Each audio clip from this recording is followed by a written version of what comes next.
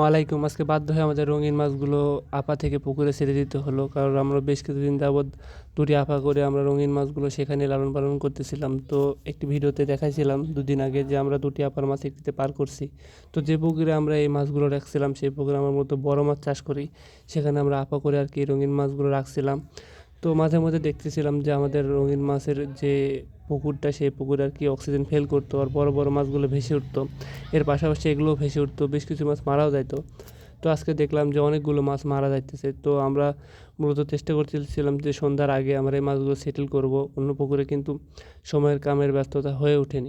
বাধ্য হয়ে আমাদের মাঝরাতে আর কি মাছগুলো ছেড়ে দিতে হচ্ছিল, কারণ বেশ কিছু মাছ মারা যাচ্ছিল আর এখানে ব্যয়বহুল মাছ হওয়ার কারণে আমাদের অনেক ক্ষতি হচ্ছিল। এই কারণে আমরা মাছ আর কি রাতে ছেড়ে দেওয়ার সিদ্ধান্ত নিই এবং ছেড়ে দিই।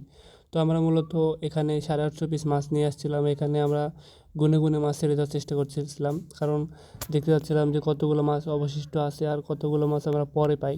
তো আমরা মূলত এই পুকুরে 450 পিস মাছ ছেড়ে দিয়েছিলাম।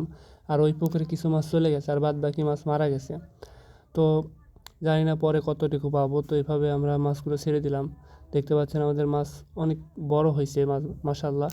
তো আমরা চাইছিলাম যে আরেকটু বড় হলে আমরা পুকুরে মাছটা ছেড়ে দেবো, কারণ একটু বড় হলে দেখা যাচ্ছে আমাদের মাছের আর কোনো ক্ষতি হতো না, সবগুলো মাছই আমরা পাতাম। তো এর কারণে আমরা চাইছিলাম ওখানে রাখতে, কিন্তু ওখানে রাখলে অনেক ক্ষতি হচ্ছে। এর কারণে মাছ আমরা সব এই পোনা করা পুকুরে ছেড়ে দিই। আর এখানে যে মাছগুলো আছে দেখা যাচ্ছে এর থেকে একটু বড়, কিন্তু আমার মনে হয় মাছগুলো এখানে সার্ভাইভ করতে পারবে, এর কারণে ছেড়ে দিলাম। আর বেশ কিছু মাছ ওই পুকুরে ছেড়ে মানে চলে গেছে, আর একটু কিছু ছেড়ে দিয়েছি এই পুকুরে, বড় পুকুরে।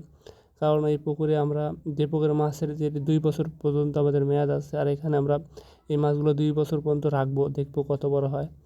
আর কিছু মাছ সেল করবো সেটা পরে। আর ওই পুকুরের থেকে আমরা যে মাছগুলো ধরবো 6 মাস পরে, সেগুলো আর কি কিছু সেল করার চেষ্টা করব।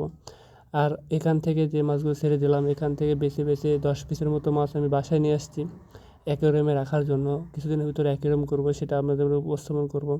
তো এর ভিতরে আপনারা সবাই ভালো থাকবেন, আর আমার চ্যানেলে নতুন হলে অবশ্যই আমার চ্যানেলটি সাবস্ক্রাইব করবেন। সবাই আমার জন্য দোয়া করবেন। আসসালামু আলাইকুম রহমতুল্লাহ।